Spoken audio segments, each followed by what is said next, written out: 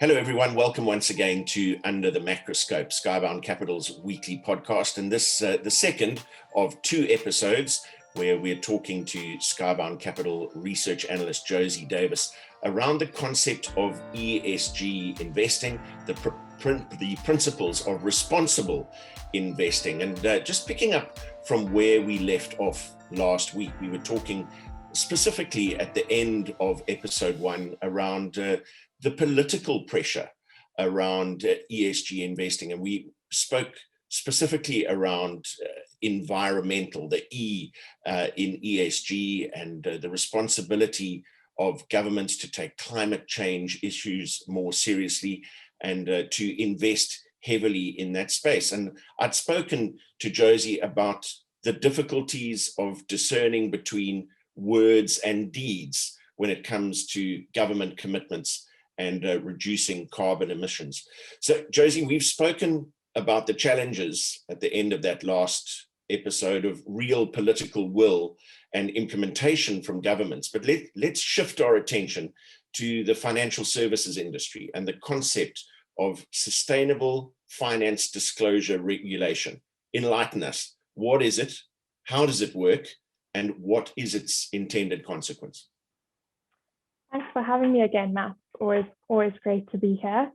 So just to start with the intention of sustainable finance regulations in general, they basically aim to redirect capital to sustainable investing and prevent greenwashing by providing transparency on sustainability within the financial market. So the SFDR, which, as you mentioned, is the Sustainable Finance Disclosure Regulation, which the EU recently released, basically aims to provide a definition of what constitutes a sustainable investment.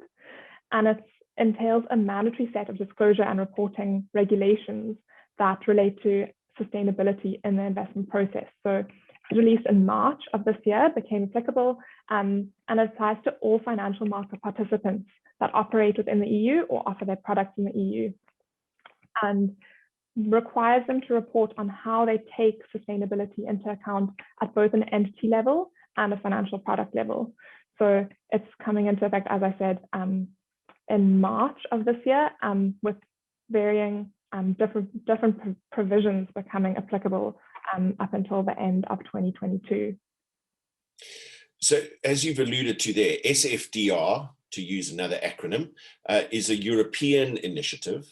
But can you give us a sense of similar commitments that are being made by the investment community in other regions around the world?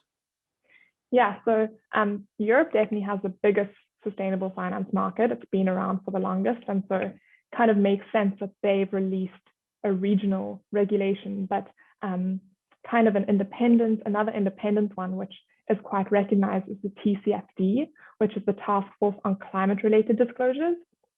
And the TCFD basically aims to provide consistent climate-related financial disclosures that are useful to investors and lenders in understanding material financial risks with respect to climate change.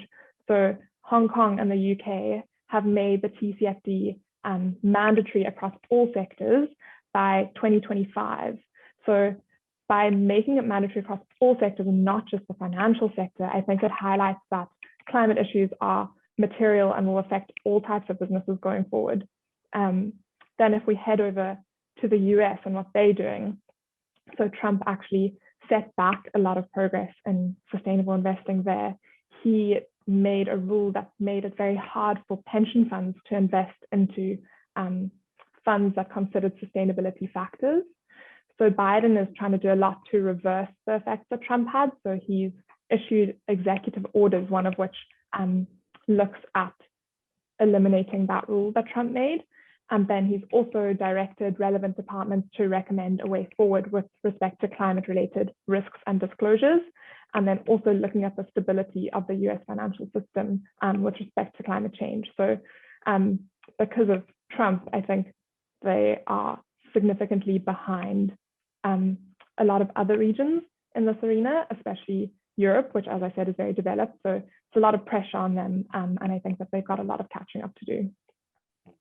So would you say that Europe really have been the trendsetters in this regard? And perhaps you could comment briefly on some of the European sovereign wealth funds that we've seen committing large tranches of capital, particularly into the renewable energy space. Yeah, so Europe definitely, as I said, the sustainable finance market has been around for the longest, and a lot of their funds. So if you look at the Norwegian sovereign wealth funds, they've always been Norway's very dependent on oil and gas, but even they have started to divest and also consider ESG factors across their investments. So it's definitely something that in Europe is the most developed, but it's spreading across the world pretty rapidly. Josie, how does a retail or a private investor now who's now wanting in their personal capacity to take these issues seriously and wanting to back businesses that are putting sustainable investment at the core of their proposition, how does that retail or private investor go about accessing investment opportunities that genuinely subscribe to these ESG principles? Yeah, so I think that in the private market, a lot of these ESG or impact funds are private equity or private debt, and there's kind of high minimum requirements. So in the private space, I think it's a bit harder for your average retail investor to access these things. In the public market, there are a variety of options. With regards to specific stocks, I think there's a lot more money chasing sustainability than there are actually investable opportunities. And so a lot of these stocks which have an ESG label attached to them have a premium. And so first of all, it's assessing that and seeing whether you think that that premium is justified, which in some cases it may be, and in some cases it may not be. And then there's also a few, or actually quite a lot of ESG labeled ETFs, exchange traded funds, but those I'm quite wary of, just because they actually, I think the label of ESG on a lot of those ETFs is misleading. Their holdings actually aren't significantly different from traditional non-ESG ETFs, and they just actually charge higher fees. So I'm not saying that applies to all of them, but I think that's definitely something that people should be on the lookout for, just not to take an ESG label as at face value.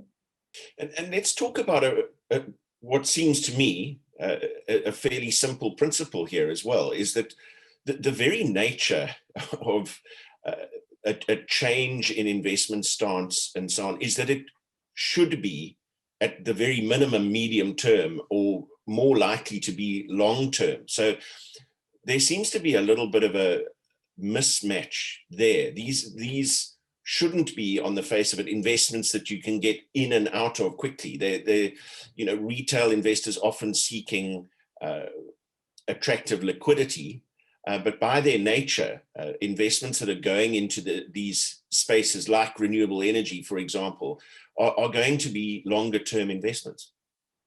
Yeah, I think that definitely this transition to a lower carbon economy is something that's going to take place over a long time period. And so I think, as you said, it is misleading. People that want to make a quick buck, maybe this isn't the exact thing that they should be focusing on. I think this is more about sustainability in the long term.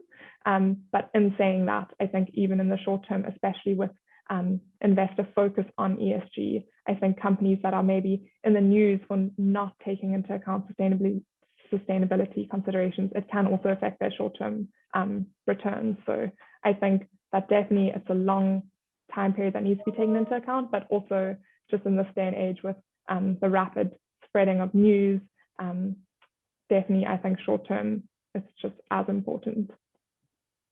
Josie, you research the space and this opportunity set in great depth. And with the disclaimer that you're not giving advice, I'd love you to tell us about a particular investment opportunity that genuinely fits the ESG framework and which has caught your eye of late.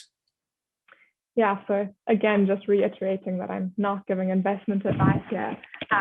One company that I've been paying attention to is AppHarvest, which is an ag tech company in the US.